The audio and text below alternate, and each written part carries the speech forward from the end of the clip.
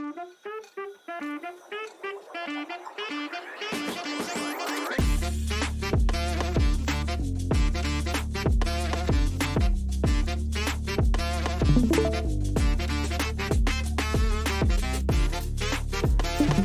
you ready?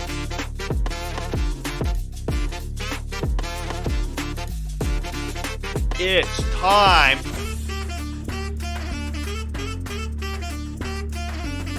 for the Beastcast.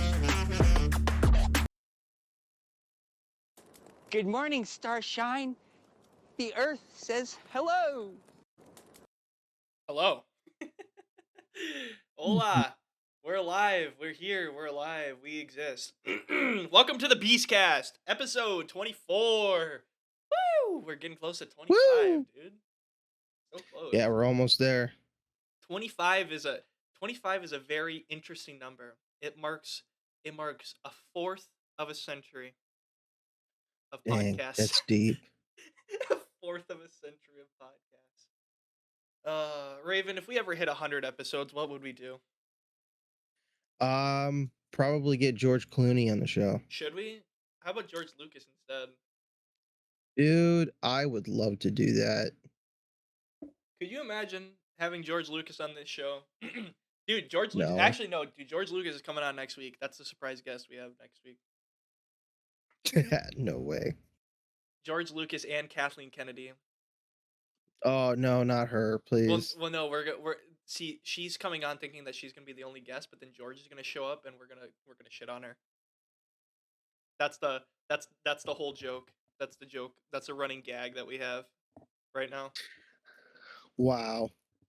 So, putting The aside, words I have for her, man. dude, I don't even know if I want to record the words you would say to her. I think we would get banned in 100 countries. Oh, trust me, I can word it to be broadcastable. How do I say this? You're horrible. You're just downright bad, Mrs. Kennedy. You you're are an disgraced. unpopped popcorn kernel. Nobody likes you. You are disgraced to the Kennedy family. Actually, they're all disgraceful. All the Kennedys suck. Maybe. I don't know. There's a few. Dude, no, wait. Aren't they powerful? Wait, they might come after me. Fuck! All right. Anyways, so our first topic of business today. Welcome to the Beastcast. This is a weekly media, film, movies, writing, whatever you want to talk about, whatever we feel about talking about. That's the whole point of this show. The first little topic that we have is a very sad womp womp womp. We have Netflix on Friday mailed out its last DVD of all time. That is sad. Netflix mailed out a copy of the Coen Bros. True Gift. And it will be returned in 1 month. And when that movie comes back, it's over. No more Netflix DVDs. They're all gone. I remember when that first launched way back in the day. It was the thing that always was so interesting about the Netflix story. Somebody should make a movie about it. Please, like Dumb Money, that movie about the GameStop stock. Make that exact same movie, but about Netflix and how Blockbuster fumbled the bag so badly on that. Netflix literally was on Blockbuster's doorstep begging them to buy them, saying, "Please buy us. Please, we need it." And Blockbuster said, "Nah, you guys aren't going to go nowhere. The internet's a fad." And look at where Blockbuster is. I remember that. Everybody thinking the internet's a fad. Oh, man. Isn't it funny? Same with phones. Do you remember I remember somebody I saw a thing that said poorly aged thing. It's a Twitter. It's a Twitter where there'll be like a poorly aged, it's a picture of like something and it'll be like somebody saying something and then it's like ironic because like it did the exact opposite. Somebody said Yeah. I just don't see the science behind the iPhone. I mean, how is it physically even possible that they could have a touch screen? Like that just seems so clunky about could you imagine if dust particles fall on it and all this and this? And he goes, "It's just never going to last. It's a fad. It's a sham." He goes, "If you want my opinion, it's a scam." And I look at where we are now. There's barely a single non touchscreen phone on the market. Mm-hmm. I told my friends when they had the iPods, I said, this is going to turn into a phone and the world is going to change. And they thought I was the stupidest dude in the world. Yep. Well, look at us now, bathing in our success, suffering from success. Amazing. Oh man, it's nice being the best we can possibly be. But yeah, no. So it's sad for Netflix. It's a we should have a moment of silence for Netflix. Okay. That's all we're gonna give them because Netflix is a horrible Netflix is a horrible company. I wouldn't say horrible, but they make a lot of dumb mistakes. They also ruin a lot of TV shows. Although apparently One Piece, they made a live action anime and it's actually okay. We never talked about that. That was like about 2 weeks ago. I don't really watch anime anymore, and I never ever want to watch live action anime. So, but I heard it was good compared to other live action stuff, which is not saying much because the last live action anime thing I can think of was Cowboy Bebop, also done by Netflix, and that was just so bad. I don't even think it's on Netflix anymore. Oh, yeah. Yeah, that was so bad. So Dude, anyways, oh no, go no, ahead. okay. So for One Piece, I've never seen the crap. I've just seen a lot of it in like meme Yeah. compilations and Can we stuff. get much higher?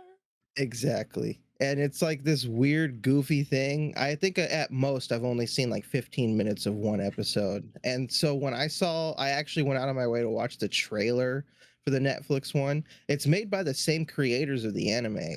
Really? And yeah, but I saw the trailer and I was like, dude, this looks like the worst trash in the world. I don't, but apparently the people who watch the anime love the show.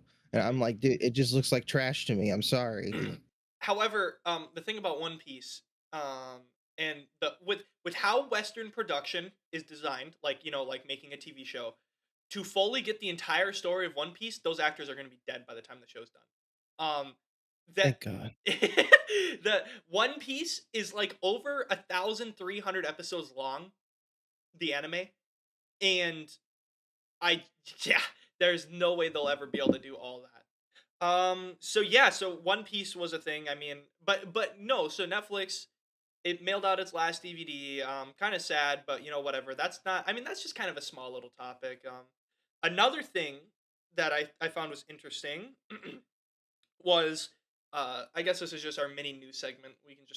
We're just starting the show with some mini news. Sony apparently announced that so there's a Knights of the Old Republic remake coming out, Star Wars. I don't know if you guys heard about that. That was announced a little bit ago. It was announced a while ago, a couple months ago, but it was it's a PlayStation exclusive game, and the trailer dropped for the game with Darth Revan and all that. It's a complete full remake of the Knights of the Old Republic game, like kind of Jedi Fallen Order style, which is going to be absolutely awesome. I'm so excited. However, Sony, a lot of people noticed that the trailer got removed from YouTube, and they were like, "Oh, where'd it go?" Sony announced, this was yesterday as well at 9:15. Sony announced, which by the way, the CEO of PlayStation retired. Kind of sad, but anyways, Sony announced that the Knights of the Old Republic remake trailer was removed due to licensed music. Their own trailer got removed because of licensed music in the game. Disney essentially copyright strike them, despite um Lucasfilms giving the go ahead to Sony to release the trailer. So I don't know what was going on with that, but the the PlayStation CEO of America retired this week too. It was a rough week for Sony. Sony has kind of had a rough week, and this was just like the cherry on top of like the big fu to Sony. But the game looks good. I'm excited for it. Have you ever played Knights of the Old Republic, Raven? I have stole my brother's Xbox controller to do it many times. So if I remember correctly, the game, the remake, is going to be a PlayStation exclusive for the first 30 days of its launch, and then it will go to all other platforms afterwards. I don't know when that is. I feel so sad though for PlayStation users because Bethesda announced that Elder Scrolls will be an Xbox exclusive. Wait, really? Yep, Elder Scrolls 6 will be for Xbox when they promised they weren't going to do that. No way. Are you So serious? far, I haven't found an article that says like, exclusive for 30 days. It's literally just been, yeah, it's Xbox now. So if you can find Oh, one that says 30 days only, then that will relieve me. well, usually only Sony does the 30 days thing. Also because the game technically isn't made by Sony. It's not a Sony exclusive game. Yeah, but S- I hate it when the others are all platform. yeah, And then I know, yeah. Oh, another thing too, as I'm reading this Forbes article a little bit, I also forgot to mention that so it sounds like the game might just be dead entirely. Like there's rumors that the game is just completely dead too. Like that it's not gonna release the Knights of the Old Republic game remake. It's oh, just not come on. um mainly because it wasn't just because of the takedown of the trailer because of the licensed music, but also it just there's been a lot of controversy about, gosh, oh, you guys, I forgot to turn my Discord notifications off. These stupid jerks freaking, oh, your key card now has access. Fucking get out of here. Nobody wants you. What is the right Discord? Raven Talk. Okay, Raven Talk again. No, Okay, so it is that one. Okay, turn the notifications off. Raven Talk one more time. your mom. Okay, perfect. So, so the game might just be dead in the water. But we don't know. I'm hoping it's not because I really would like a Knights of the Old Republic remake. But no, I can't believe that Elder Scrolls 6. My uncle's gonna flip out. You know my, I don't know if I've ever told you guys about my uncle. He's a really big so he's a construction worker, and he's played Elder Scrolls for a long time. Probably I want to say about, he got into the games. He used to be a big Call of Duty guy. Like that was all he would play during winter. Like because he's done construction his whole life since he's essentially got out of college. He went into construction, and over the winters he would play video games and stuff like that. Do what the average guy in the early 2000s would do. Um, and he still plays video games, but he moved away from COD in like 20, I want to say 2013, and went to Minecraft for a while, like massive, like building massive world structures, stuff like that. And then he moved to then he moved to Elder Scrolls, and he's gonna be mad. He's gonna be mad to hear that Elder Scrolls 6 is going to be an Xbox exclusive because he only plays on PlayStation. He already was kind of like bitching about when Bethesda was purchased by Xbox. He was like, "We're gonna make all the fucking games exclusive. This is gonna be crazy. It's gonna be so bad." And and I was like, I don't think so. I mean, Xbox wouldn't do that. And oh, I'm biting myself in the foot, man. Or shooting myself in the foot. Biting myself in the foot. What the hell? Tell me lies, tell me sweet little lie. Todd Howard, man. Fucking Todd and Phil, dude. They got me again. Dude, Todd. Man, this dude's so salty about How old is freaking Todd? He's been around forever. He just doesn't age. I know, dude. I know. I was thinking the same damn thing. Like, how old is he? He's got to be like 52. Because he founded the company in what, the 90s, right? Bethesda. Yeah. And he's still kicking? Like, what the? Oh my god. He's got to be 60, bro. No, there's no way. Nah, he's got to be 52. You know he's 52? Yeah. He's 53. Oh, okay. I was close. It doesn't I have his didn't know birthday. that. It just says 1970. When was Bethesda founded? I have no clue. It's Bethesda Game Studios, right? Yeah. 2001. Their first game was Fallout, wasn't it? I have no idea. Dang it, you need to know this. Hey, look, I haven't played much Bethesda games. I've only played a few Elder Scrolls. Oh wait, no, wait. Is it Bethesda Studios or is it Bethesda Softworks? They're both. Oh no, this is somebody else. Oh, okay. So Bethesda Softworks is the actual company, and then the division is Bethesda Game Studios by Todd Howard. Okay. Oh, okay. So Bethesda Game Studios makes the games, and Bethesda publishes it. I forgot they have the same name in there too. What was Bethesda's first game? Because no, it had to have been it. I was gonna say, dude, Bethesda had to been around before 2001 because the first Fallout game Yeah. came out in the 90s, right? I don't think it was the 90s, but I think their first Elder Scrolls game that was like Daggerfall or something was 1994. Fallout 1's release date was September 30th, 1997. It released on Windows, Mac, and Linux. Wait, Fallout's technically an RPG, isn't it? Yeah. Kind of crazy.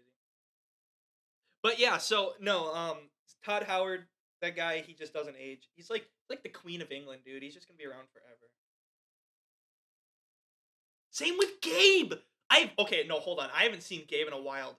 Okay, I don't know if you know Fallout, but you know how like in Fallout there's the master or whatever, the guy who's like a machine, Yeah. and he's that thing. Yeah, that's probably what Gabe Newell looks like now, dude. They probably just like set him up in the back of Valve, like connected to some computer, and he's just like spitting out information. I have not Nah. seen him in forever, ever, dude. He looks like Santa Claus now. Does he He has actually? he has a full white beard and everything, full white hair. Look it up. I think he did an interview or whatever about like a few months ago. He looks like Santa. I'm gonna look up Gabe Newell 2023. Oh, you were not kidding. Oh my. He was about to bring you some CS:GO skins for your Christmas. Oh man, I would love some $12,000 CS:GO skins. Right, he's gonna drop Steam keys down your chimney. What does this one go to? Oh, $5, $5 off my next Steam sale game. Whoa. Thanks, Whoa. thanks, Gabe. Dude, have you ever? There was like a video. It was so long ago. It was like in 2011 or 2010.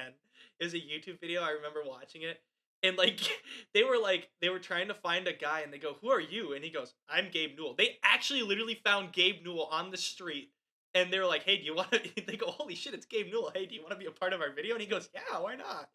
So they just record a video talking about Valve, and then all of a sudden they just cut to them on the street. They go, "Who are you?" He goes, "I'm Gabe Newell." And they go, "Whoa." And that was the whole thing. I was like, "Whoa, that's crazy, dude." He's just out and The about. chances. He just exists, dude. Or like, dude, George Lucas did the same thing. There was an interview. It was on wherever George lives now. I don't. Or it might have been in California because I think he was working on the Ahsoka show with Dave Filoni at the time. Because I don't know if you know this, but he's the executive producer on that show. Um, he there was like a newscast going on, and they were talking about some like problem at this like coffee shop wherever this was, right? And they were outside the building on the street. All these people are walking by. All of a sudden, they start like the person starts walking like with the mic forward, and fucking George Lucas just walks right behind them. Like just straight up, like it's just 100% him, and he just walks right past him and goes into the coffee shop. And I was like, "What, dude? Does nobody know? No, does nobody see who just walked into that coffee shop?" Oh my gosh, dude. Oh man. That video I can find. I know I could find that one.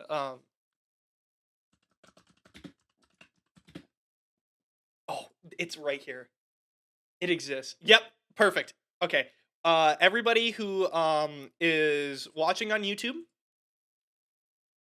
go ahead and look at your screen for just a mere moment. And they Yes. use Yep. Perfect. Okay.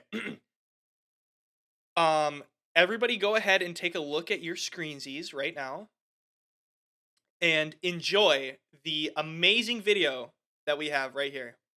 Here we go. something they call pyroprocessing. The interesting thing is they call it pyroprocessing but it's a molten salt process. They're dissolving this thing in a molten salt, and they're doing electrochemistry on it. Why don't He's just Bro, there. bro. He's just there. It wasn't even what I was thinking of. He was literally just right there. Oh, George, our beloved. Our beloved doofus. I love how he looks at the camera too. That's the best part. He looks straight at the camera like he's like about to like say something. Oh man. Oh, speaking of that show I didn't finish watching it. But I watched up until everything. I guess I don't know, I don't want to spoil too much. But yeah, the show's really good. Uh I was kind of nervous at first because it kind of felt like the storytelling wasn't being able to go where I wanted it to go. But they kind of worked around it. And I got to the episode you were talking about, Raven, that you Uh-huh. watched. Yeah. And it was a very good episode. Yes. I was so giddy watching that episode. And also because it was directed by Dave Filoni, he basically made Anakin. So I was watching the behind the scenes of some of the production, and they actually had what's his name? Hayden Christensen, I think his name is, the guy who plays Anakin. Yeah. They had him with the voice actor from. They had him sit down and take lessons from the voice actor of Anakin in the Clone Wars TV show, about like how he would talk to Ahsoka and how he acted towards Ahsoka in the show. Because Hayden didn't really watch the Clone Wars, so he got lessons from him exactly like how you're supposed to talk, how he's supposed to act. So Hayden did a great job at mimicking Anakin from the Clone Wars, and it made it all connect together perfectly. I love it. I love it so much. He did a great job mimicking a character that was modeled after him in a TV show. Yep, yep, exactly. Isn't that so funny to think about? He's mimicking somebody Uh-huh. who's mimicking him. Exactly. I had to learn to become a better Anakin from the Anakin modeled after my Anakin. Yeah. Well, it was yeah, it was just like the voice acting, like calling him Kip or calling her Kip and all that. Anakin was a weird teacher. I saw a meme. It was from Oppenheimer. You know the scene where it shows him in the interrogation and he's like looking all around and it's like getting all like fuzzy around him. And Yeah. somebody painted him blue like Thrawn, and it in the caption literally said, "Who is tracking us?" And it says Ahsoka. Who's Ahsoka? Her master was Anakin Skywalker, and it showed that scene, but he was painted blue, like he was Thrawn. I was laughing so hard. I was like, "Oh, shit's about to go down," and it does. It does go down, dude. I am Man, it gives me hope for the future of Star Wars. And then I remember that Wakahidi or whatever his name is in control of a Star Wars movie, and I am Yeah. at any moment Yeah. it could all be over. If you want to sum up literally what he's going to do to Star Wars, just watch Free Guy again. Oh no. Did he? Because he played in Free Guy Oh, he as the did play. CEO. He was in it. I thought he directed it too, did he? I have no idea if he directed it. I just know that he played played the D-bag CEO. Hey, you know what? He played a good D-bag though. Yeah. Little But did you know it wasn't a character. yeah, that's just him. Yeah. They just caught him on set. That was just him on set of Thor: Love and Thunder. Yeah. But no, you know what? A part of me doesn't have faith. Most of me doesn't have faith. But there is a small part of me that just thinks if they don't give him full creative control, like if he just like points the camera, it maybe. Maybe. I mean, okay, here's the thing too that you got to remember. He's not good with source material, obviously. We know that from Thor. However, if he's kind of just making up his own story, as long as he keeps the lightsaber combat, you know, not Rey like and not. Also, that was the other thing I had about the Disney Star Wars is it so like even with Ahsoka and Obi-Wan, it still kind of felt like lightsabers don't cut through things. Like they slice, like they're katanas. They don't cut, and that's due in part because they actually use they use real light up swords now. I don't know if you know that, but they use this material that's a light up sword that's very similar to a katana, but it's not sharp, and it lights up the color that they have. Well, before they would just use sticks and then paint it over, you know. Mm-hmm. But they actually back in the day they used reflective light because it was really hard to paint over in the 70s. So they're using real light up lightsabers now to fight. Like high quality like fighting katana lightsabers. So that's why it kind of seems like lightsabers are more like katanas now, like real swords, where it doesn't seem like how back in the day like Luke gets his arm cut off, or his hand cut off, fully cut off. It went through it. Now, like if you ever remembered episode 7 of Star Wars when Rey hits Kylo in the back and the lightsaber should have went through him and cut him into 2 different pieces and it just kind of grazes his back. And I was like, "What?" And it's the same thing with Ahsoka. And it's like there's no more like like the lightsabers just don't feel like how they were. Like lightsabers were cutting things off. They can cut through trees, cut through metal, all this stuff. Darth Maul in half. Yeah, do you remember Qui-Gon Jinn? He literally put the lightsaber and cut a hole through freaking metal, like a Beskar, almost a Beskar steel door. Like, this is crazy. Yeah, Yeah, cut Darth Maul in half. Yeah. And Qui-Gon Jinn died to one simple stab to the stomach because it literally melts everything it comes into contact with. Yes, and then we have Rey freaking stabbing Kylo Ren, and then just, "I'm gonna force heal you. I will force heal you, my child." Dude, I don't know why. I just got some like weird pastor vibes from him during the movie. But no, I mean, if he keeps the lightsabers like how George Lucas intended them, where they're actually weapons they're actually weapons, I think personally, I think it could be okay because here's why: if he's just making his own story, and as long as he doesn't throw some stupid bullshit in there, like some random like cameo from a character that's not supposed to be there, I think it will be okay. It's its own story. It will have its own. It's in its way own time period. It is physically going to be the first Star Wars story that has absolutely on film that has absolutely nothing to do with Anakin Skywalker or the Skywalker saga, which will be interesting because even like Andor, Rogue One, Solo, they're all during the Skywalker saga.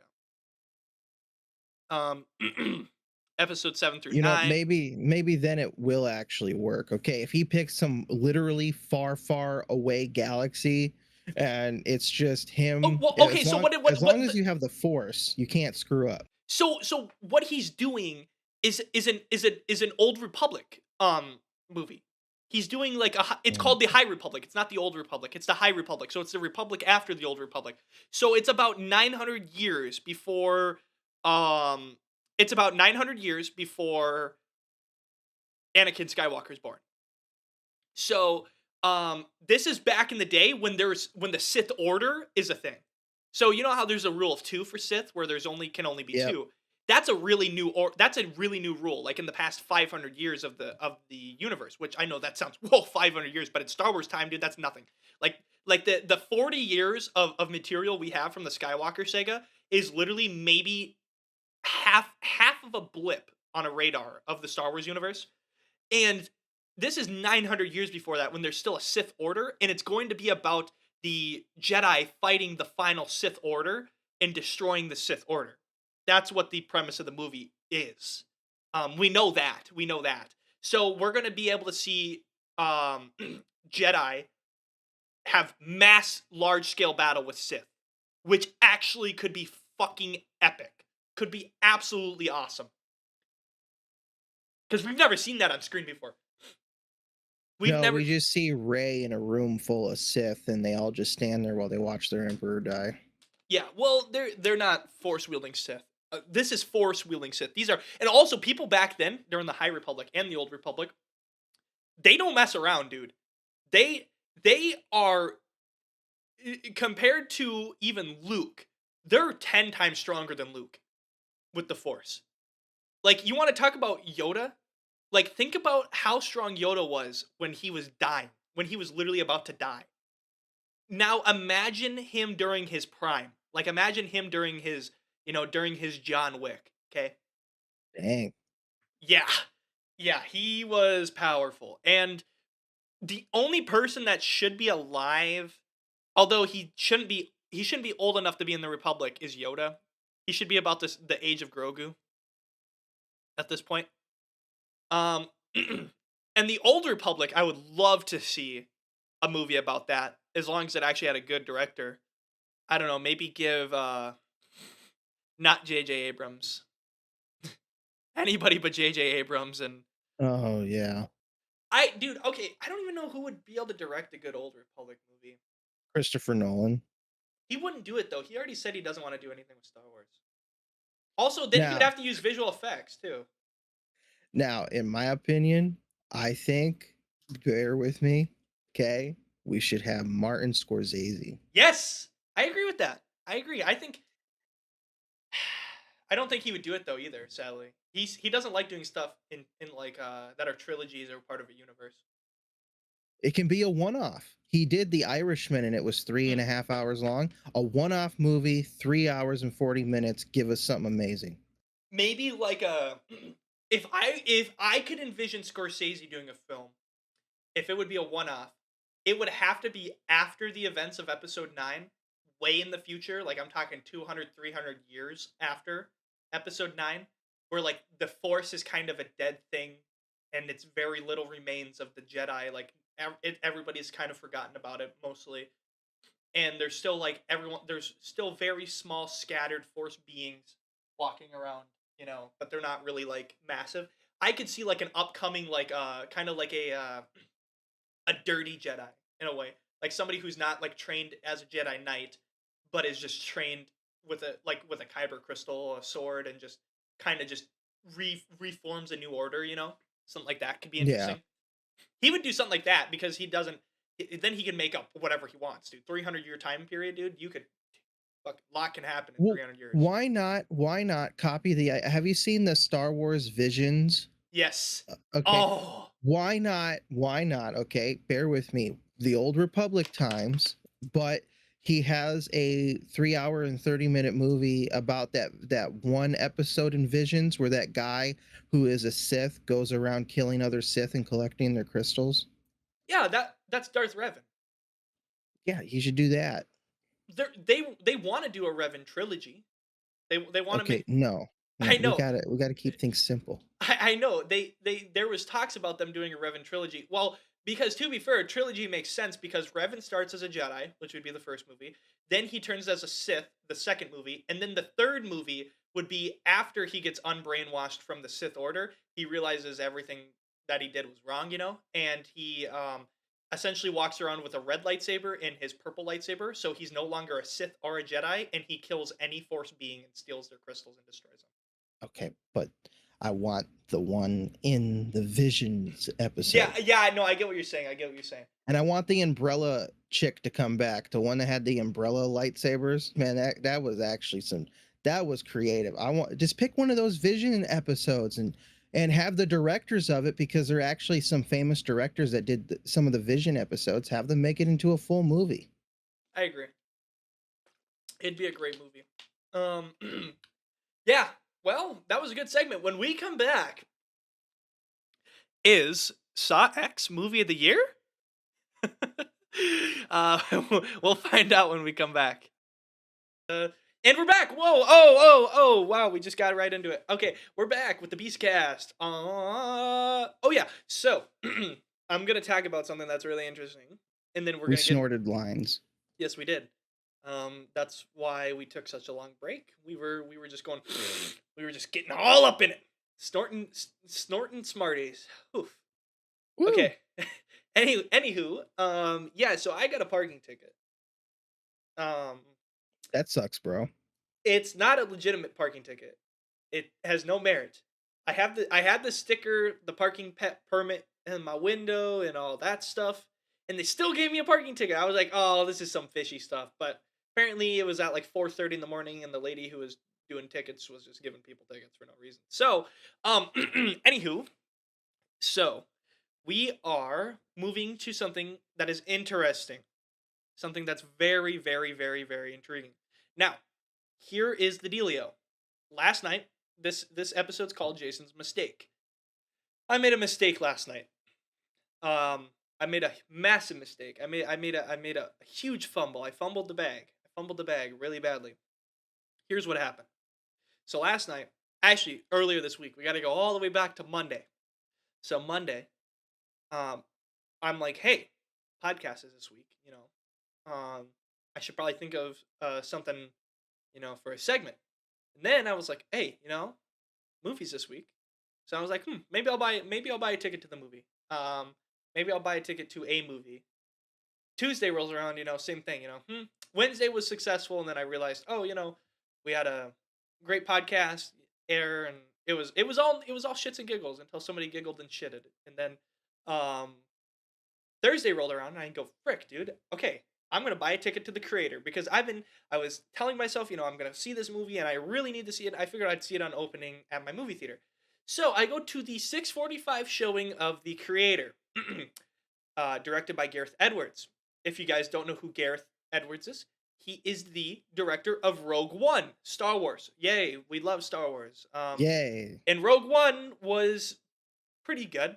It had its moments, So Yeah. I was coming into this movie with high hopes.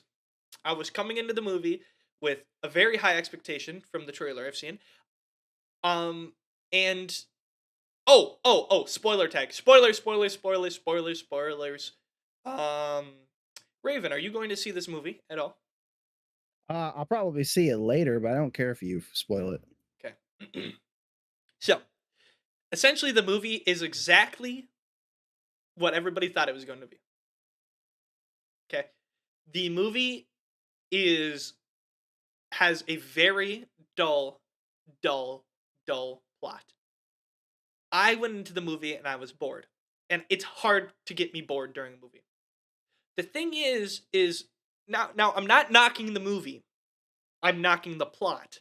This is a movie about AI, and it seemed like the script was written by an AI. Like it was, and maybe it was. I don't know.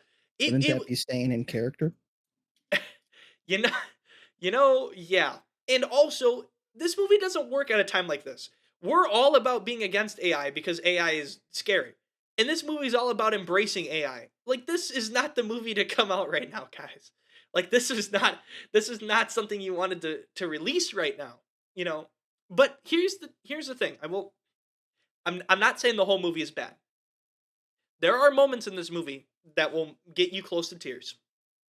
The final act of this movie is very good, and is the only part of the movie that actually has good acting. The acting for most of the movie is horrible, and I'm talking, I'm not talking like as bad as like I don't even know bad acting who would be Twilight. Yeah, there you go. It's not as bad as Twilight, but it's definitely bad. Like the actors are just kind of speaking words, They're just kind of speaking words out of their mouths. Like they're just they're just talking. They are just talking and talking and talking.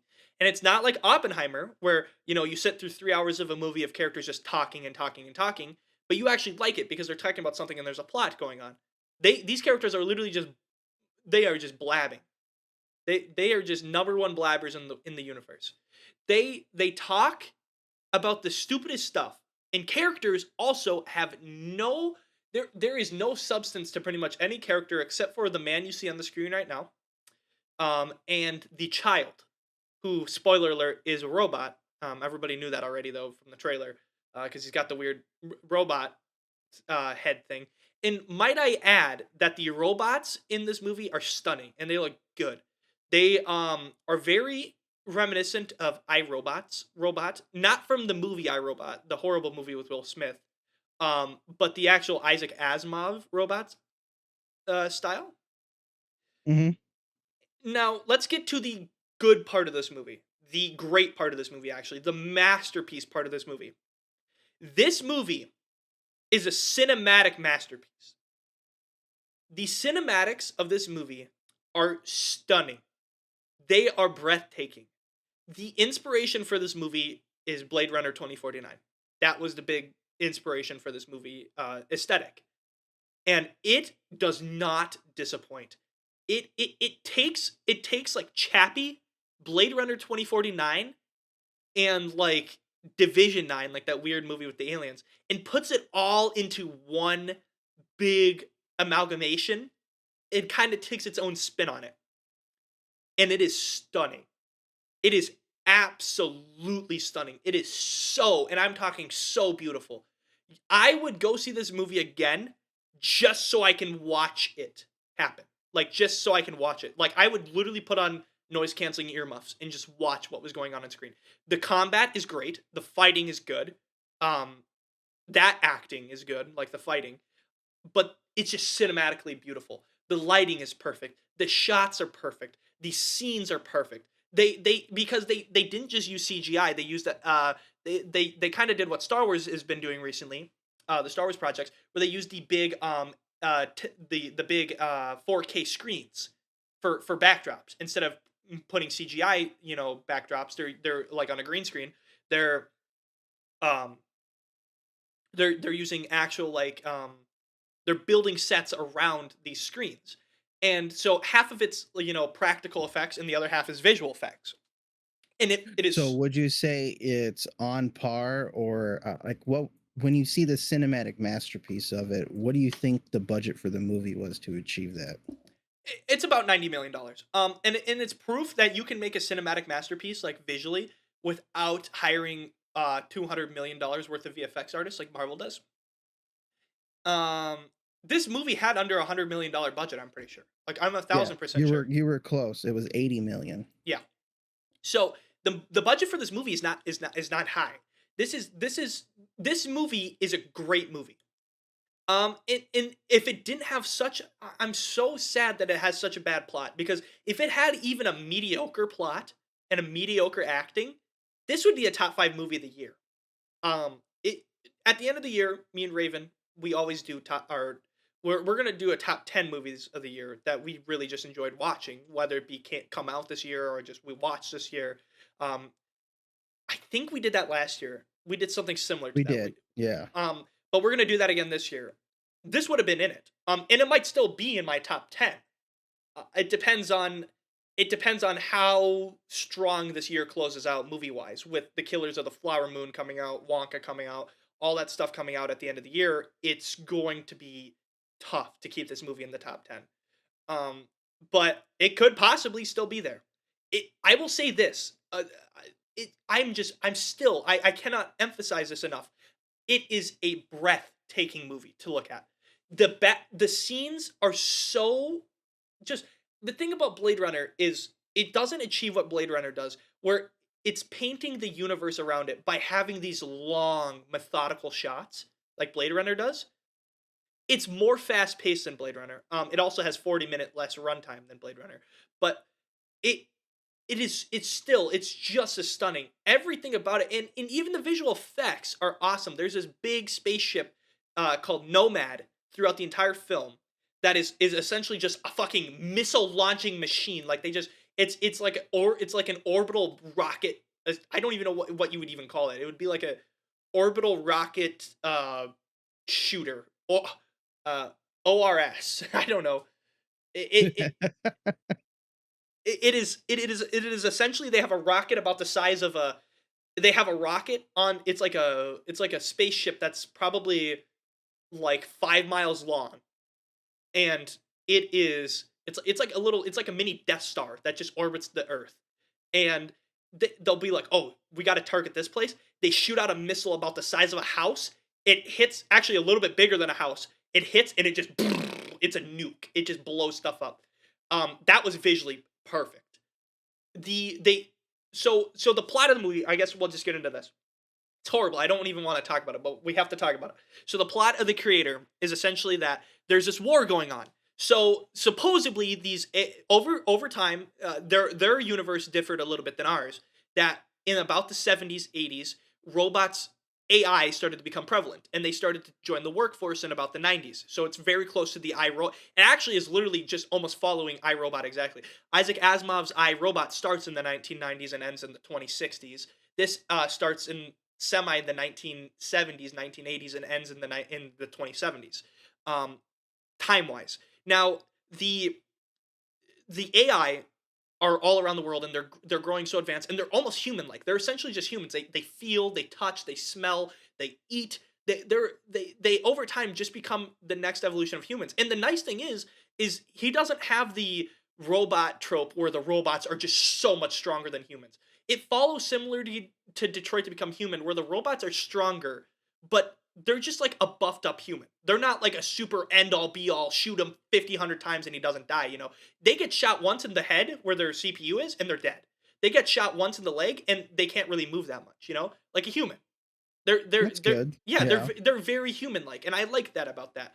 But so what happens is I want to say the 2050s, a nuke. There's an accidental nuke that drops, which you don't know it's an accident at first. There's a nuke that drops on Los Angeles, or it just explodes. They were building some nuclear thing in some base, and it accidentally got fired, and it shoots, and it blew up Los Angeles, and it killed over 1 million plus people within like a snap of a finger. Okay, and so the U.S. immediately wages war, claiming that it was the AI. And so the U.S. is semi like the bad guys, you know, they're not really the bad guys, but they're also kind of the bad guys, you know, the anti-hero trope, U.S. is bad, world is bad. All sides, at the end of the movie, you don't like any side. The robots, and so Asia is not called Asia anymore. It's called, there's East Asia and West Asia. East Asia still is allowing robots, so this would be like Japan, Korea, Indonesia, China a little bit. They still allow robots, and they're living with the robots, and so they've essentially, the rest of the world has kind of gone away from robots, and they're banned everywhere else. And the U.S. is leading a war against the robots, trying to, you know, take them out. So this kid is the last ditch effort of like, you know, the robot's hope. Like the kid has powers. He can essentially, you know, turn electronics off in a wide radius, like all electronics. And his goal is to kill Nomad, which is the big spaceship in the sky that shoots the missiles. The whole plot of the movie is about this thing called Nirmata. Now, Nirmata, I believe, is some language, I don't remember, some Asian language, where essentially means the creator, the god. And in this universe, Nirmata is the creator of the AI. He is the god of the AI. And the main guy you see on screen, the black guy, who his acting is mediocre at best. He's I told you it would be. Yeah. He has, I'll tell you this, in the final act, he acted his heart out. Like he's crying. They just made it seem so genuine. Like I feel like the last act of this movie was made by humans and all the rest of it was made by AI. Like the last act actually almost brought me to tears. And he did a great job acting at the end of the movie. Every other time in the movie, he's your typical action film actor. He's really good at being an action film guy, shooting, fighting, all that stuff. The moment he gets to have to have a serious moment, for most of the film, it kind of is just dull. But towards the end of the film, it gets better. And maybe that's supposed to be his character. I don't know. But anyways, I'm getting off topic. So he is actually a spy for the United States. His family, he kind of hates the robots a little bit. His family was killed in LA. And so he joins the United States Marines and goes undercover in Asia, claiming that he was essentially like a defect of the United States. He wants to live with the robots. And so he falls in love with the Nirmata's daughter, who, spoiler alert, is actually Nirmata herself, and she essentially dies. She gets blown up by Nomad, but she's like in a coma kind of thing where she kind of is just on life support, and they're trying to keep her alive, but they can't. And he has to be the one to kill her with the child at the end of the movie. So he falls in love with her, and they're gonna have a baby and all that. And then she finds out that the United States finds out where she is, and where he is thanks to him. He's being tracked, and so they come and try to kill her and all the people around and pillage the village that they were in. And she ends up dying basically, and their child that they were gonna have is also gone. And over the course of the movie, the kid helps him like the AI. But the thing is the movie is trying to tell you a plot. The plot of the movie isn't just US bad military. Oh, which is what I thought it was going to be, which was kind of, I was like, wow, that's just a stupid movie trope. It makes you realize that nobody is good in this universe, really. There are good people, but there is no good side. There is no the robots want to essentially use the kid and have him die, sacrifice himself for the robots. So he can take down Nomad and kill himself in the process. The humans want to eradicate all of the robots and want to eradicate all the people who help robots. So they're just being, or I guess the West, the United States. So they're just being douchebags. So both sides are bad. And I think the message of the story is maybe like, war is bad, I guess, which is whatever. That's a very simple message. But the movie itself, it's held up by its visuals, and in the story kind of it gets dull. The moments with the kid and the guy here, they're amazing. They kind of work like bread and butter. They're really good. There's actually some moments that you'll laugh at. There was a thing where he goes, "Hey, we're gonna play." The kid is really smart, like because he's a robot, so he's learning things really quickly. So at the beginning of the movie, he doesn't speak English, and within about 30 minutes into the movie, he's listening to him talk so much that he's actually able to pick up and understand English, essentially. And also, I think he has some database or whatever. But he learns how to speak English, and he's learning English as he goes throughout the film with the black guy. The kid, there was like this game, and they were like, he goes, "Hey, let's play a game." They were in the car, and their car broke down, and there was these people like next to them that were like, "Hey, you need a ride?" And he was like, "Hey, let's play a game. It's called Don't Fucking," I think he said it's something like "Don't Fucking Talk" or something like that. He goes, "Let's play a game. It's called Don't Fucking Talk." And so then the kid later on when they're like back at, they get to where they're going, in this city in Asia. Mm-hmm. And the one girl who's like getting the kid ice cream, she goes, "What's he like?" I think his name's Jonathan or whatever. She goes, "What's he like?" And the kid goes, "He's cool. We play a game a lot. It's called Don't Fucking Talk. It is really fun." And I was like, "Damn, that's kind of funny." That one made me giggle a little bit. But I mean, yeah, it's Blade Runner 2049 is it's so obvious that this is what it's mimicking, and it does a great job. It's its own thing too. It's its own world. I would love to see this world expanded upon with better writing. I would love I don't even care about seeing a sequel to this movie because spoiler alert, the black guy dies at the end of the movie. He sacrifices himself, and him and Nirmata, the woman, they get together. They save her brain in like a chip. And she basically only has like 30 minutes of life left, and they die together on Nomad while sending the kid back to Earth. Mm-hmm. And they die in each other's arms on Nomad. It's kind of wholesome. But anyways, I don't even want to see like a follow-up to this. I just want to see this world expanded upon. Like a novel, an anime, a visual novel, something would be awesome. It is just, man. It's a great world. Like a great story world, and is visually awesome. But this movie just fell flat of acting. And that was not live up to the potential is what I'm hearing. Well, it lived up to the potential of how it looked in the trailer, like visually, but the acting, I mean, everybody knew it was going to be bland, but this is really bland. I mean, on Letterboxd right now, this movie's getting shit on by most people for its mediocre acting, but every single person agrees. This is a visual masterpiece. This is stunning. Like, this movie is stunning. Like, Gareth Edwards knows how to direct a shot. He just doesn't know how to write a script. So, if you want my opinion, this movie gets we'll do the Jayson scale. So, out of 10, this movie gets a 6 out of 10. Because the visuals carry this enough to be over an average movie. But it just has nothing else other than that. The substance is so little for the acting, and the fighting is awesome.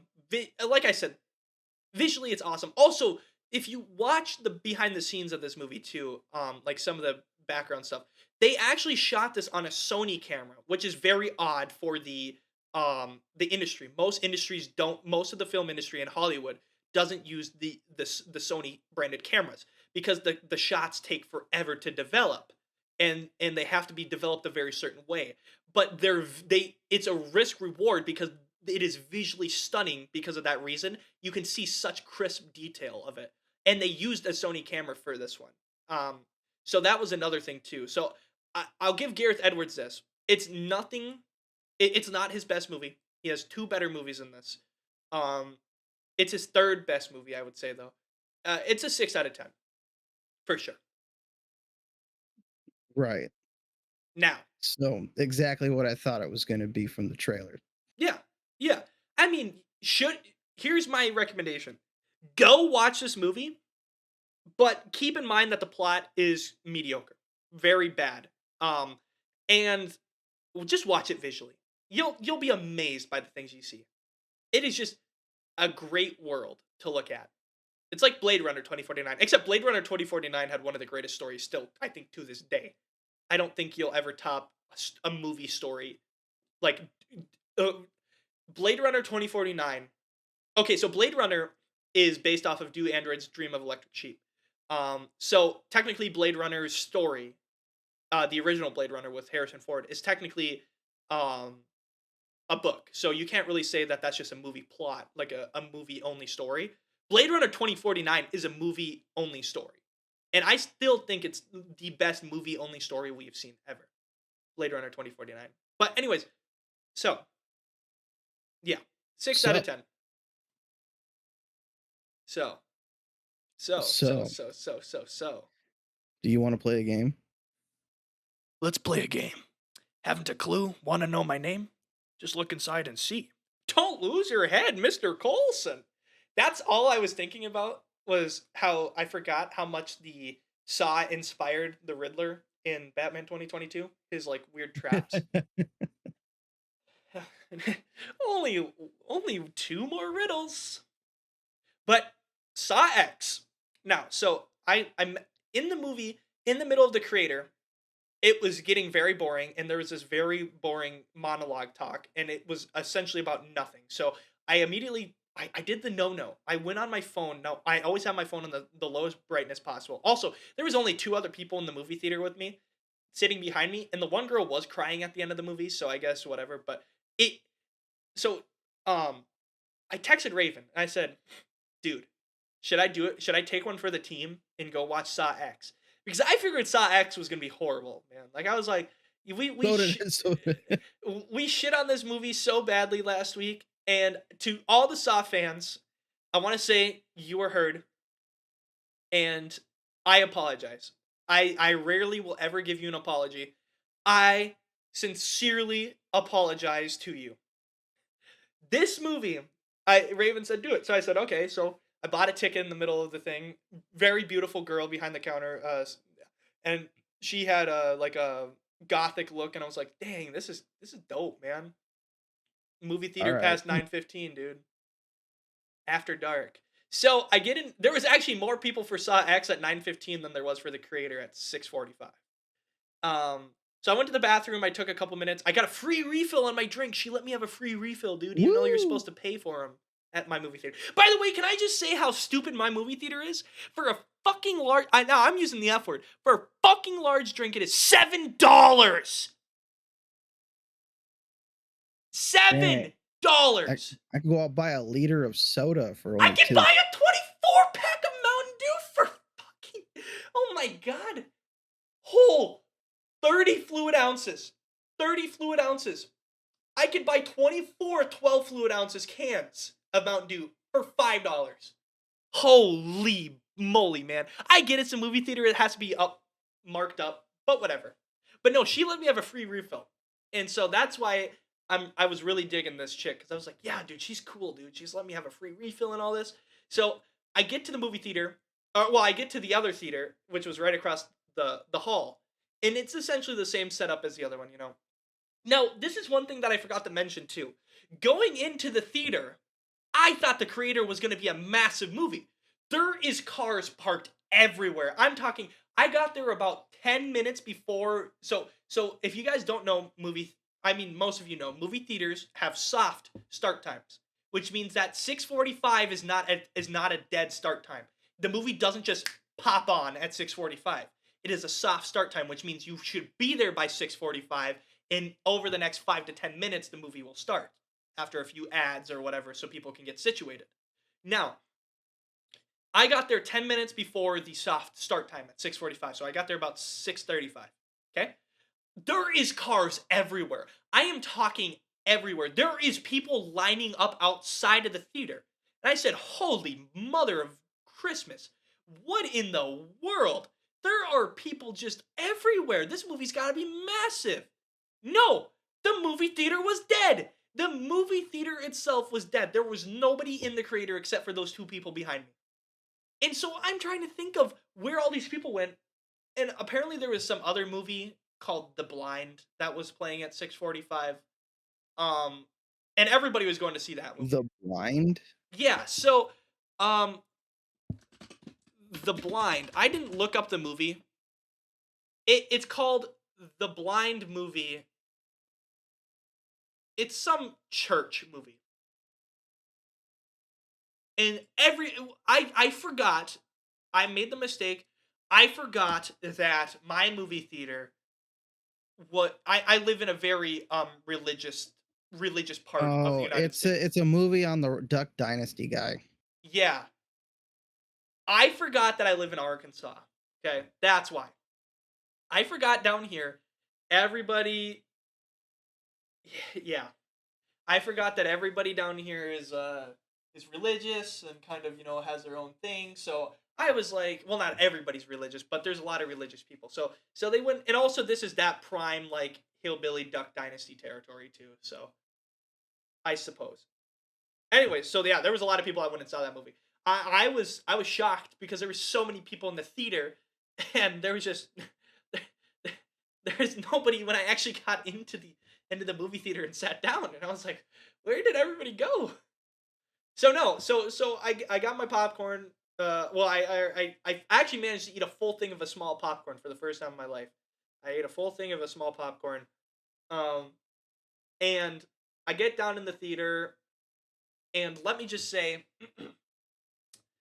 there was more people for Saw X than there was for the creator at 6:45. There was at least I want to say 10 people in there, and the movie. We're gonna have to cut this up into two parts because we're getting close to when we should end, and I think if we just end early, it would just make it easier on story wise, and also get you a little anticipation. Get you a little anticipated. Okay. Because if I start now, I only get about a minute of speaking, and then I gotta go on because somehow I managed to take 20 minutes on the creator. I don't know how I did that. Um, so I think we're gonna cut this segment early so I can talk about Saw X in a full segment and not have to worry about its start time. So, and also the last one ran a little bit long too, so this works out. So when we come back, we will talk about Saw X, and then we will talk about where that ranks this year and which of the two movies was better. When we come back. At how well Saw was being received, because I remember when the last one came out, not the one about not the one called Jigsaw or that other previous one that they tried to come out with recently in like the last 5 years, but like the very last one that was a true one that had came out. I remember how everybody shat all over it. It was horrible. It was sucky. Everybody's told everybody to put this universe away. And so when I saw this, to hear that it's an amazing movie kind of like blew me away. I was just like, okay. Yeah. Yeah, so I just got an email that our second mic stand for the studio is arriving on Tuesday. So that's good. I broke it. No, so our studio is so close to being fully professional. It's not even crazy. We have it set up for one person professionality. I promise I will do an episode in there. I just feel way more comfortable doing it at home. Also, that thing, it's not that I don't trust a computer, but until we get a better computer in there, I just don't trust it to record the stuff that we do. Okay. Saw. Welcome back to the Beastcast, by the way. Saw. Saw X was crazy. Oh gosh. Where do I even begin? So, Saw starts out. Saw X, from what I remember. Now, okay, hold on. Everybody just, before you come hunt me with rifles, okay? Like Dracula, okay? Here's the deal. I haven't seen a Saw movie since Saw 2, okay? So, I've never watched any other Saw movie other than the first two and this one. So, Lucky you. keep in mind, but I do know about all the stuff that has happened in the universe, thanks to Dead by Daylight and a lot of other people that have very strong opinions on the movie. So don't worry. I know about the universe. I know about the bullshit. I know about the weird TV stuff that they did and all the weird stuff they had. I know about it all. Okay, I know about it all. I've never fully watched the movie down since the second one. So my expectations coming into this were very low. They were super low. However, this movie, I'm going to say this is why it's called my mistake, because I came in expecting the creator to be the movie I was wanting to watch the whole time, when in reality, the movie I really wanted to watch the whole time was this one. Saw X was amazing. I'm gonna say it. Saw X was amazing. Not fully as a movie, but just as like a story. It is odd. Like, I've never seen a horror slasher film do this. Hold on. I just got an email about. They're telling me I can't talk about it. No, I'm kidding. No, I'm kidding. Okay, and then okay, so anyways, yeah, sorry. I had an important thing. So yeah, Saw X was amazing. It was crazy. So okay, so let's go back to the very beginning. I get in the movie theater, starts, ba-doom, ba-doom, ba-doom, and then boom, Saw X. It doesn't happen like for most horror movies, like Scream, Saw. The first Saw was an example. You see like a killing at the beginning of the movie, and then all of a sudden, title screen happens during like a scream, like ah, like that, and then like it will say Saw X. This movie takes a way different approach. I don't even know if you could classify this as just a horror movie, because it's more. It almost reminded me in a way of like a genre like American Psycho, where it's horror, but it's not really horror like slasher, like what the original Saws were. Where it's a grotesque movie, but the whole point of it isn't about it being grotesque like the other Saw movies are, about the killings and stuff like that, and then the story is kind of like a semi subplot. Like most people, they would go to the original Saw movies because they wanted to see people get their fucking heads chopped off and all these weird wacky ways of people dying and get killed. Which don't worry, there is a lot of that in this movie. Spoiler alerts, by the way. So it starts super methodical. It almost starts like Silence of the Lambs, where it just pops on screen. Saw X in a very white classic font. It's during the daytime. There's nothing like sinister, nothing. The beginning of the movie follows John Kramer. So this essentially takes place. I don't remember if we ever decided if it takes place between 3 and 4, 2 and 3, 4 and 5, 5 and 6. In between, after the events of 1. Okay, so yeah, so 2, so essentially, him and his, so the girl is here. The girl who plays as the pig, is helping him. Oh, what's her name? Is her name I think her name's Amanda. I think. She's in this movie, and she helps him with this, but she's like an understudy, and she's worried about John because he's dying. And now you don't see her. She's a little surprised, like she's kind of like the no way she's in this movie like thing, like the trick up the sleeve. So at the beginning of the movie, it starts out with John. He's kind of just crafting in his book like some weird like contraption thing, and he goes to the doctor and he's having a brain scan. And they're like, John, this is bad. Like you have a tumor on your brain. He goes, so what? I got maybe a year or two to live, and he goes, 6 months, maybe at best, maybe even 3 months. He goes, it all depends on, essentially just tells him like it could be any time the next couple months that is all you got left. He goes, so you probably want to just retire and get your wills in order. He goes, well, I got a lot of work to do. And he goes, well, you should probably just retire because, it would just be easier. He goes, are you telling me to die easy? And so then he essentially is like kind of having like a mental breakdown where he's like, he sees another guy in the hospital, like a guy stealing something. And then there's like a scene where he imagines like blowing his eyeballs out and stuff like that. And sucking them into a tube. And that was like the first grotesque thing you get to see, because I think they just wanted to have that in there just so like it wasn't just completely boring for the entire beginning of the movie. Which, by the way, the plot and dialogue is not boring at all.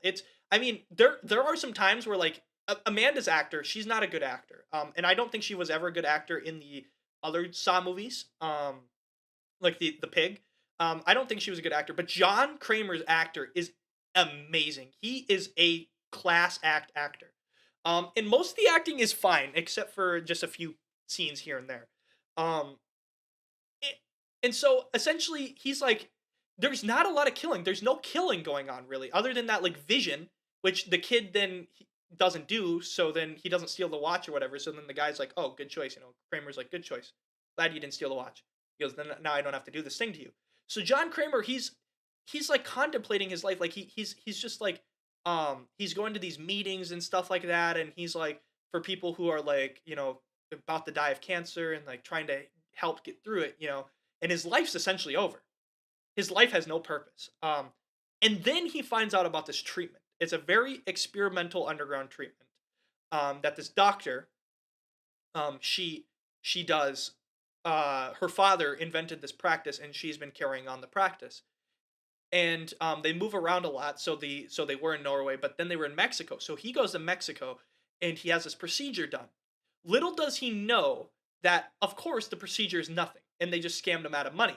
So he takes all the people who are so like the beginning, like first 35 minutes of the movie are like this kind of slow, wholesome like story going on about John trying to get his life back. And then it all just breaks down. He finds out that it was all fake, and he just decides, fuck it. He goes, I'm done. He goes, so he calls Amanda, and then he calls his detective. He goes, we got some work we need to do. And so they capture all the people who were in on this scam, like all the people who were acting and as doctors and stuff like that, helping him for this like scam procedure that they were doing. And they capture them and bring them all back to the facility where they supposedly operated on him, where they actually didn't operate on him at all. And then he of course he jigsaws it out where it's got all the traps and mechanisms and all that. And to this point, I was like, wow, this movie's pretty good. Okay, this movie's pretty good. But then something happens in the movie. So the movie gets grotesque, you get your classic Saw, people getting their limbs cut off, heads getting cut off, electroshock therapy, fucking everything's happening, blood everywhere, limbs everywhere. Then a side plot happens. So they managed to capture, they one of the people in the room, they managed to get a phone. And she calls her, who we think is her dad, to come save her, but it's actually her husband, fiance, who was in on it too. He was in on the scam. He was pretending to be a patient, that was with John, saying like, I'm going through the same thing, man. Like it's gonna be tough. And so he comes and he's coming in and he's pretending like he's he's coming to get his money back from these scammers from her. He goes, I want to fucking shoot her. I want to get this scam done.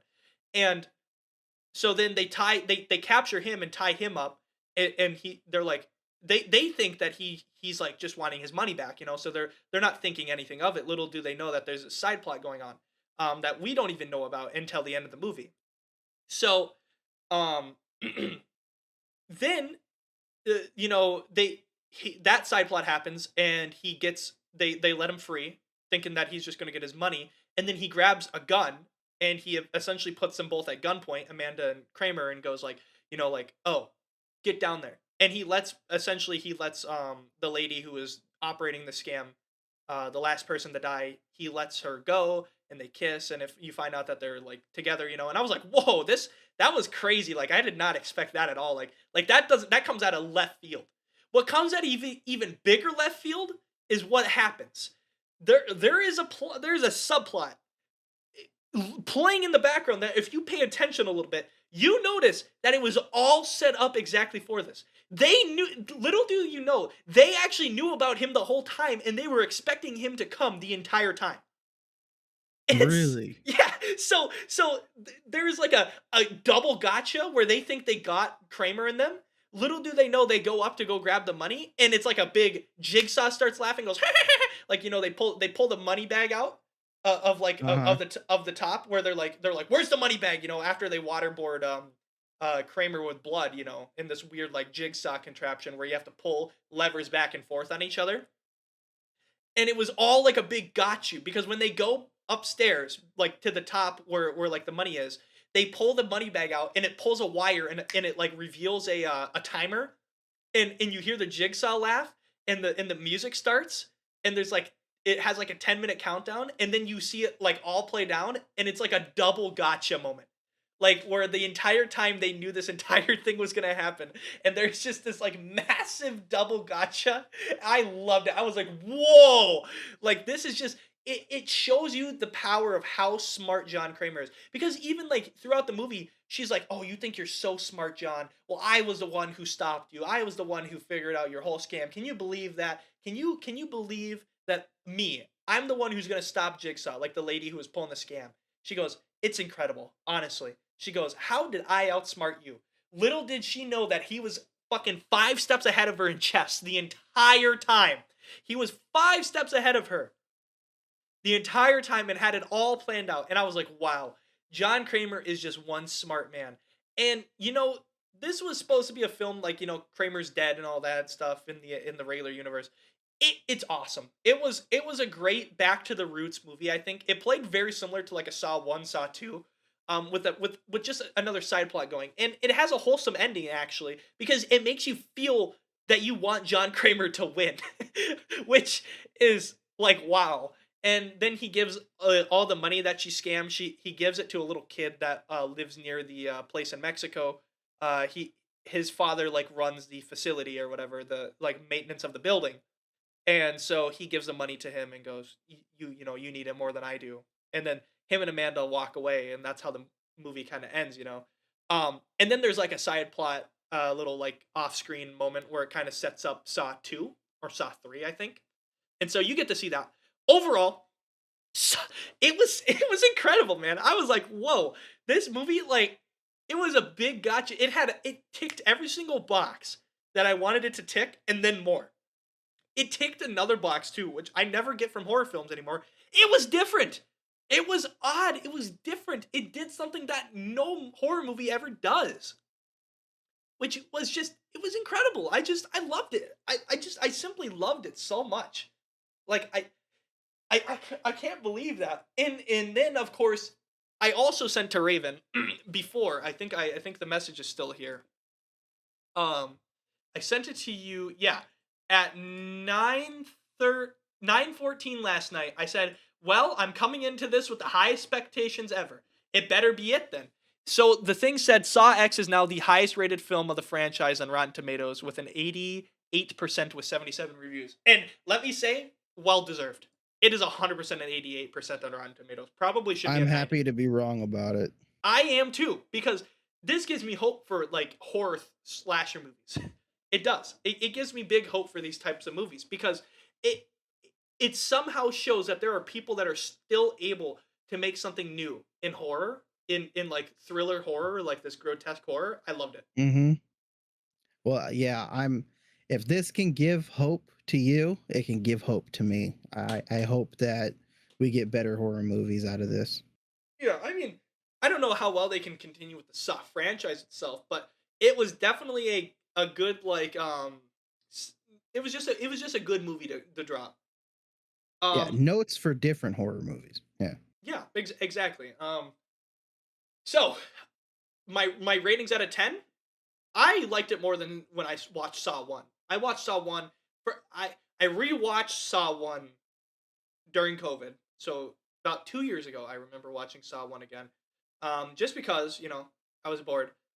I liked it better than Saw 1. I don't remember too much of Saw 2, but I remember I liked Saw 2, but I liked this one better than both of them. On my scale, I think I'd give this an 8 out of 10. Oh, very good. It's better than average, which is a 5, of course. It has the visuals of nasty grotesqueness that a horror movie needs to have. Has a plot too. I mean, it's not the greatest plot of all time, but it is a good plot. And then it has twists and other turns that you would just never expect that even can somehow surprise the viewer, and that just bumps it up to an 8 out of 10 for me. It's nothing like 10 out of 10 wise, but it's an 8 out of 10 for sure. It definitely is right now as it sits on my list. I mean, I've watched, okay, so if we look at my list right now of 2023 movies that I've just seen in 2023, like of my list of movies I've seen in 2023 is going solely off movies I've never seen before. So essentially movies that dropped this year or I watched for the first time this year. My movie list right now in 2023, as it stands, I've watched over 25 movies, brand spanking new movies that dropped this year. And I will say this is a top 5 movie as it currently stands. I have... Dang, that good, huh? I have 4 more movies I have to watch this year. Ferrari, The Killer, Killers of the Flower Moon, and Wonka. After that, I don't have any more big movies that I have planned yet. However, there is Dream Scenario 2 that I have to add to this list. And there probably is another film somewhere that I'm blanking on. But essentially, as it currently stands, I don't know if it's gonna. I mean, I don't know if it's gonna get numped out of 5. It's definitely 5th on my list, top 5 of the year so far. It might get bumped out, it might not. I don't know, but either way, it's for sure in the top 10. I would say. I doubt those 4 movies are gonna, or those 5 movies are gonna bump it all the way out. I mean, maybe. But anyways, yeah, I would say 8 out of 10, man. This movie was spectacular. I'm happy I told you to take the risk and go to it right after. Yeah, and that was another part of my mistake is, dude, double feature films. I love movies, but double feature films are difficult. Man, like it's hard being in a dark room during dark hours for a very long period of time. Like 3 hours is fine. 5 hours almost is horrible. That was the thing with Barbie and Oppenheimer too, is it was like I couldn't watch them back to back because Oppenheimer was 3 hours long and Barbie was 2 hours and 5 minutes long. So I was like sitting through 5 hours and 5 minutes of movie. I wasn't gonna do that back to back. I had to watch it at 2 different times of the day. I watched Barbie in the morning and watched Oppenheimer really late at night. And then Oppenheimer in IMAX was fucking fantastic, dude. Oh my. Man, IMAX theaters, I wish I had an IMAX theater near me. I have to drive like an hour and a half now to go to an IMAX theater, which is actually closer than what it was when I lived in Minnesota. I had to drive 2 hours, so 30 minutes less to go to an IMAX theater. But pain you went through for Barbenheimer will always amaze me. Hey man, it was a rough moment. I was supposed to go to Michigan. I don't know if we ever discussed this on the podcast yet. I was supposed to go to Michigan to watch Oppenheimer in 70 millimeter IMAX. And we had troubles getting there. And so I had to stop in Rochester, Minnesota, where the home of the Mayo Clinic, the literally the number 1 ranked clinic in the entire world. And I had to watch it there. And then I went home. We didn't even go on the rest of the trip. It was supposed to be we were supposed to go on a Midwestern trip. We were essentially supposed to hit Wisconsin. We were supposed to hit Milwaukee, Chicago, Detroit, and then we were going to go down through Memphis, go to New Orleans, hit Dallas, and then come back up, go through Kansas City, come to my college here. Or we were going to go through my college, or go to Dallas, go to my college, go to Kansas City, go through Omaha, and then come back to Minnesota. No, we got stopped. We went to Chicago and we had to come back, and we went to Rochester. So Should have. I mean, I could have watched it in Chicago, but I was scared to be in Chicago. I was like, we could stop in Chicago, or we could go back 4 hours and go to. It was either drive 4. It was either stop in Chicago in 30 minutes, or go back 4 hours and go to Rochester. And we all personally agreed that going to Chicago. Well, it also wouldn't have worked out anyways because the problem was persisting of. I can't get into details, but there was a problem that was persisting that needed us to come back regardless. So yeah. So I would say it was definitely an experience. I'm glad you got to do it. Yeah. But Saw X, yeah, so go see Saw X. Seriously. Go see this movie. The month of October is a great month for movies, for scary movies. Go watch it. It's not scary. It's just grotesque. You shouldn't be scared during this movie. You should be grossed out. I don't think you should be scared though. Now, Raven, moving on Yeah. a little bit. I know this is a really quick segue. So, A24, my question for you. Okay. Do you think they're starting to go a little too far with A24 Studios? Like, do you think they've kind of hit grace and kind of just think they're at the top of the world now? I want to hear your opinion on this just before I bring something up.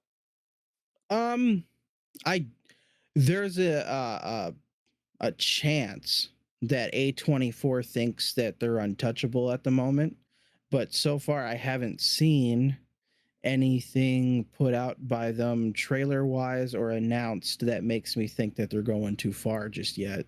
I think they're on a great job so far. Okay. Here's why. I want your opinion on this. A24 is now, I found this out today. I don't know if it was revealed today or last night. It was revealed within the last 24 hours. That's what I'll say, okay? Okay. They announced a project that is releasing in January that is really shocking that they would put their name behind. Okay. Do you want to guess? Do you even want to take a guess at what it is? It's a franchise. It's something that exists already. Okay. I won't cheat. I won't look up. Let's see. Shocking that they would put their name behind it. I'll give you a hint. It's a YouTube TV show. It's not a YouTube premium show. It's just a show that's on YouTube. Like started on YouTube. That I know that makes it harder now, doesn't it? It does, because I don't know anything on YouTube. Oh shoot. Okay. Well, guessing aside, okay, you're gonna know this one. A24 is announcing that they are backing a season that will be releasing in January 15th, 2024 on Amazon Prime. They are backing a season. They're producing a season of Has Been Hotel. What? Yeah. That's what I said. I said, there's no way. I said, this can't be real. I almost shit my pants. I said, there's no way. This can't be real. They are backing a season of Has Been Hotel that is releasing on Amazon Prime. I've never even heard of the show. So, okay. So this makes it a lot harder. So, I'm looking it up. Don't worry. Has Been Hotel, for all of you who don't know. Sorry. Readjusting. Okay. So Has Been Hotel, for all of you who don't know, is essentially like a how do I say this? It's a grotesque show. The plot of it is really stupid, but it's not a movie that you watch for the plot. It's like one of those like American anime style of movies where a guy really likes anime and he wants to make his own, film. And so he makes like this kind of like what's the word? He makes like his own little show where it's kind of nasty, gross. It's kind of got a lot of like weird like sexual innuendos. Has a lot of, what's it called when they when they make a show really like sexualized for like viewers to watch. Like they do it in anime all the time. Like they crap, why am I blanking on the term? Oh my god. Why am I blanking Mature? right now? No, like adult? Not like it's an adult show. I mean, it is an adult show, but fan service. Oh, fan It's a service. very fan service where they essentially take characters that some people would think are very attractive and put them in situations that seem very, sexualized in a way. And there's a Uh-huh. show kind of that does there's a few shows that like it, but It Has Been Hotel is one of those shows where it kind of does that. Now, um if you just look up Has Been Hotel on YouTube right now, you will see some very weird stuff. And the whole point of the show is I can't even believe they're putting it on Prime. But yeah, it's like God, I can't even explain the show to you because it's so fucking weird. Yeah, it's essentially just like visual it's like a visual like puke. Like you just watch it to watch it. And it's very specialized for a very specific audience, usually like uh I don't want to call them I don't want to call them out by name, so I won't. But we know who they are, those people.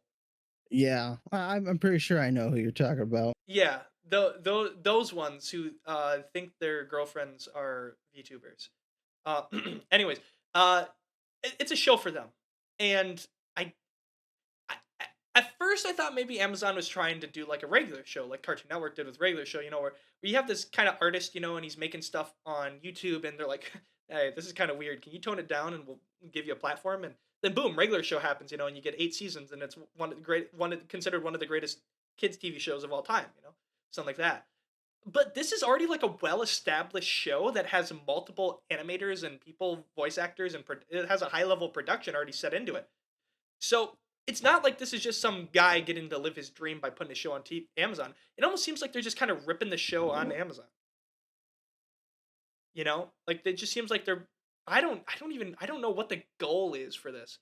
I don't know if and why would A24 put their name on it is the question for me. Could A24 have helped with the budget and giving them a better animation studio and perhaps even better writers? I would hope so. I would hope because I don't know what else it could be. If that's the case, maybe, but it's still one of those shows that's essentially just like a big fan service, like to make people get boners. Like, So the only way to find out is to actually watch season 1 and then wait till season 2 comes out that A24 is part of in January and see if there was a massive increase in, I don't know, entertainment. yeah, and I mean, I, I don't know. It's just really odd because it doesn't seem like something that A24 would back because we're used to like these movies like Dream Scenario and Everything Everywhere All at Once, but like I mean, A24 does they take shots in the dark, man. So they I mean, do. They do. If you ever watch that movie Lamb, you know what I'm talking about. so I mean, yeah, that was all I brought to the table. Um, Raven, anything you want to bring to the table for the last 5 minutes? Yeah. Don't get addicted to Monopoly Go, and Remnant 2 is a great game. Monopoly Go. Well, this okay. That's very specific. What happened with Monopoly Go? I had somebody invite me to Monopoly Go, and it's literally just taking over my phone. I can't stop having it up and having crap roll. And that, yeah, it's we don't want to talk about it.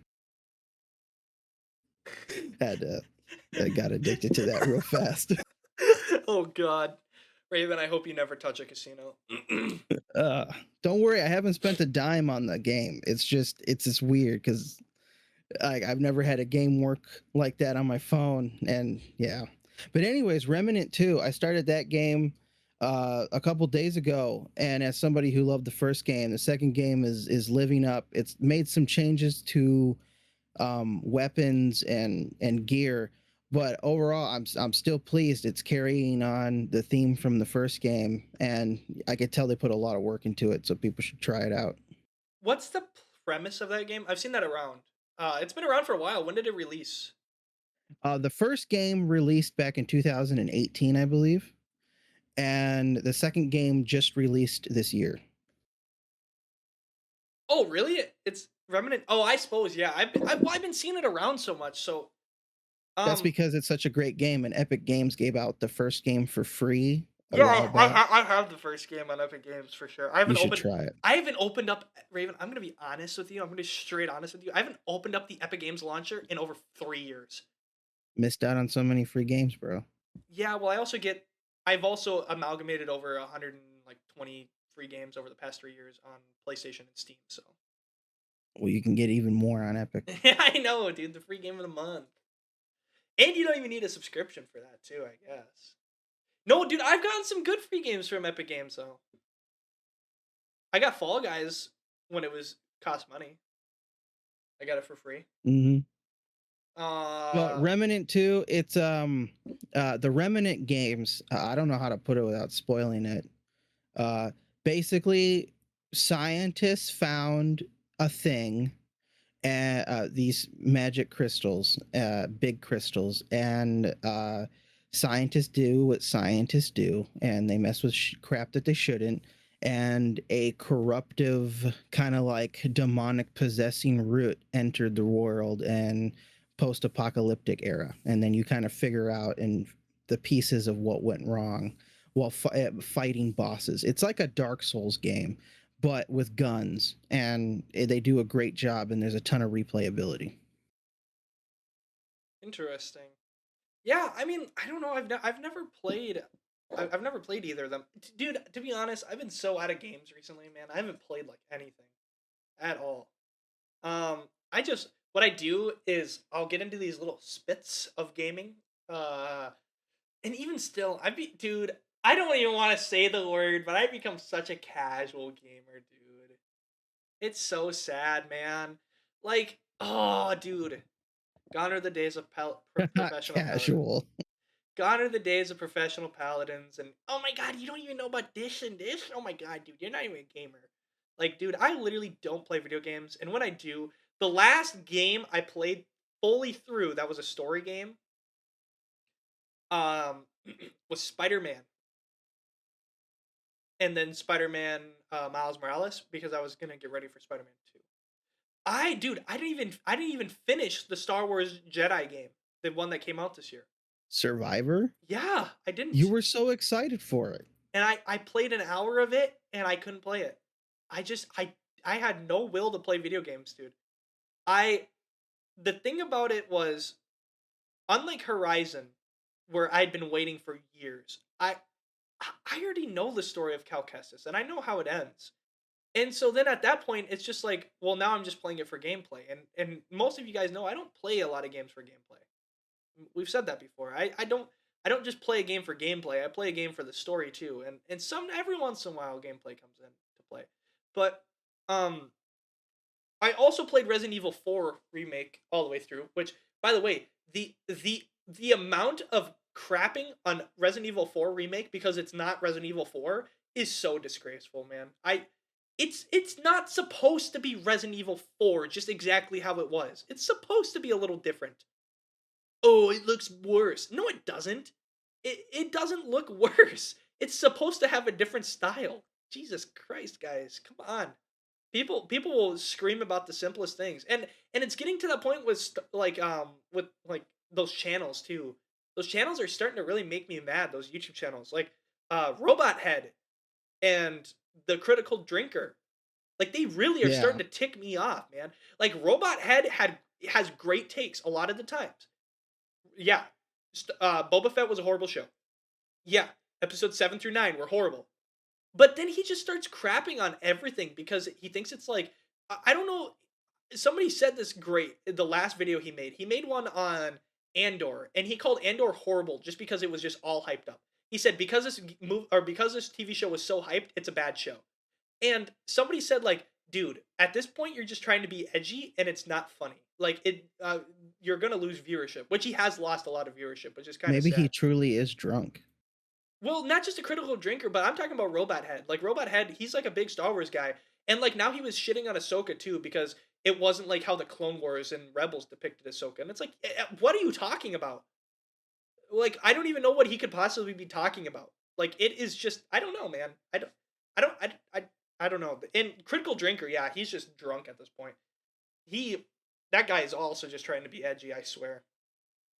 I can't remember the last time he actually made a video about something positive about a movie or TV show. He's at the point where he's like, oh, it's all woke garbage.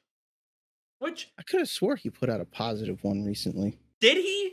Did he? What did he put out that was positive? I'm trying to remember. I don't know. I don't keep up on his crap. I just remember because even though I'm not subscribed to him, I still get freaking videos in my recommendations for him.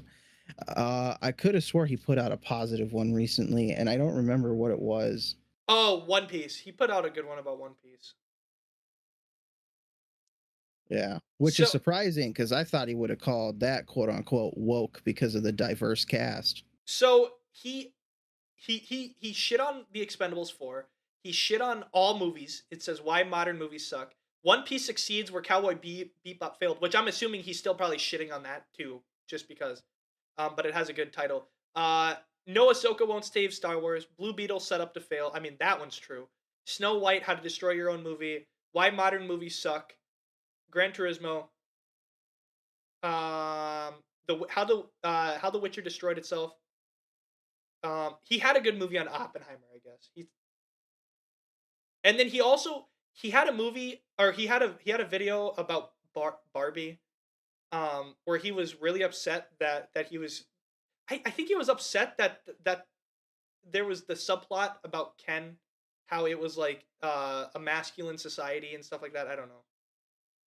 He did put out the only good video it seems like he's put out in the last month that had common sense to it was how lightsabers are supposed to work. I like that video. Yeah, I mean, yeah.